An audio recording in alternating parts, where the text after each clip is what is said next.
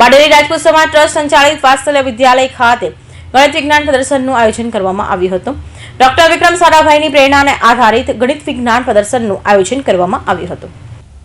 Doctor વિક્રમભાઈ સારાભાઈ પ્રેરિત ગણિત વિજ્ઞાન પ્રદર્શનનું આયોજન રાજપૂત સમાજ ટ્રસ્ટ સંચાલિત વાત્સલ્ય વિદ્યાલય ખાતે કરવામાં આવ્યું હતું, જે અંતર્ગત ધોરણ 4 થી ધોરણ 10માં અભ્યાસ કરતા 135થી વધુ વિદ્યાર્થીઓએ ખેતી, અવકાશ અને ગ્લોબલ વોર્મિંગ સહિતની 80 જેટલી ગણિત અને વિજ્ઞાનને લગતી વિવિધ કૃતિઓ રજૂ કરી હતી. વિદ્યાર્થીઓના વિકાસ માટે શાળા દ્વારા અનેક પ્રવૃત્તિઓ કરવામાં આવે છે, ત્યારે રમતગમત પ્રવૃત્તિ બાદ વિક્રમ સારાભાઈ ગણિત વિજ્ઞાન પ્રદર્શનનું આયોજન કરાયું હતું. શાળાના વિદ્યાર્થીઓમાં રહેલી સુષુપ્ત શક્તિને બહાર લાવવાના ભાગરૂપે ગણિત વિજ્ઞાન પ્રદર્શનનું આયોજન કરાયું હતું.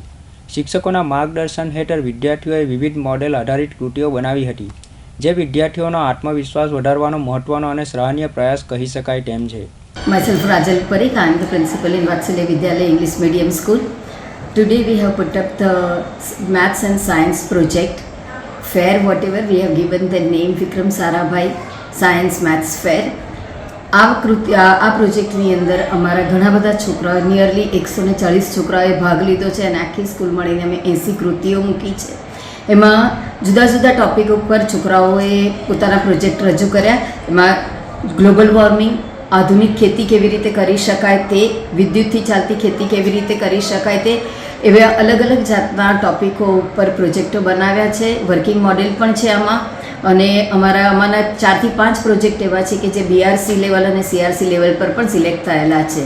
છોકરાઓએ ખૂબ મહેનત કરી છે, ટીચર્સોનો સાથ પણ ખૂબ રહ્યો છે અને સાથે સાથે અમારા પેરેન્ટ્સોએ પણ અમને ખૂબ હેલ્પ કરી છે. અને છોકરાઓને આવી જ રીતે અમે ઉત્સાહિત કરતા રહીએ એ માટે આવા કાર્ય અમે કરીએ છીએ. વાત્સલ્ય વિદ્યાલયમાં આયોજિત વિક્રમ સારાભાઈ ગણિત વિજ્ઞાન પ્રદર્શનમાં વિદ્યાર્થીઓ પણ ઉત્સાહભેર ભાગ લીધો હતો. ધોરણ 4 થી 10ના બંને માધ્યમના વિદ્યાર્થીઓ મળી 80થી વધુ કૃતિઓ રજૂ કરી હતી. ભવિષ્યના 12 વૈજ્ઞાનિકોએ પોતાની પ્રતિભા બહાર લાવી અલગ અલગ કૃતિઓ રજૂ કરી હતી. વિદ્યાર્થીઓએ તૈયાર કરેલ અનેક કૃતિઓ અગાઉ BRC, CRC તેમજ જિલ્લા કક્ષા સુધી પસંદગી પામી હતી. તમામ 12 વૈજ્ઞાનિક સમાન વિદ્યાર્થીઓએ ગ્લોબલ વોર્મિંગ, આધુનિક ખેતી પદ્ધતિ, ઓછા માણસના ઉપયોગ વડે કઈ રીતે કામ કરી શકે એ માટે રોબોટ મોડેલ બનાવ્યું હતું.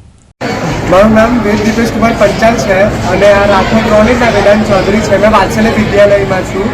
આ અમે એક રોબોટ બનાવેલો છે જે મનુષ્યને આગળ વધશે, જે મનુષ્યને સેન્સ કરીને આગળ વધશે.